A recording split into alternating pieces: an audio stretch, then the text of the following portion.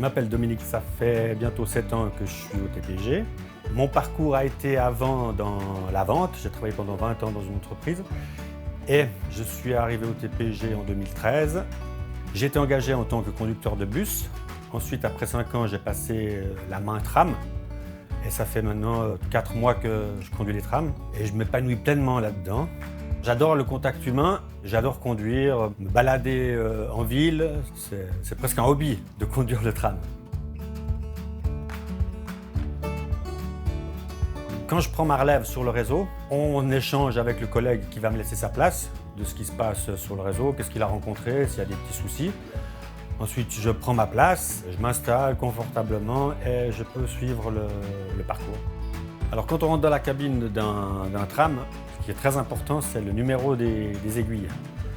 Qu'on soit sur le bon code aiguille pour ne pas être dévié sur une mauvaise direction, ça c'est très important. C'est pas facile tous les jours de conduire le tram. On se rend pas vraiment bien compte, je pense, vu de l'extérieur, c'est que le tram il s'arrête pas facilement, il glisse, il a la passion de partir en luge.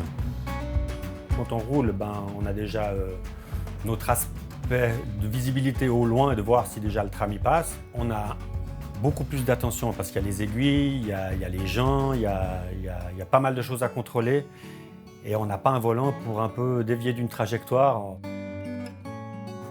Pour les usagers du tram, quand on vous ferme les portes, c'est qu'on va avoir le feu qui va tourner et souvent on est gentil. En tout cas, moi personnellement, j'ouvre des fois une porte pour faire rentrer une personne et il y a l'accumulation d'autres personnes qui rentrent dedans. Du coup, on perd la phase de feu. On ne veut pas être méchant avec les usagers, mais il faut comprendre que quand on ferme, on ne peut pas rouvrir parce qu'on va perdre beaucoup de temps.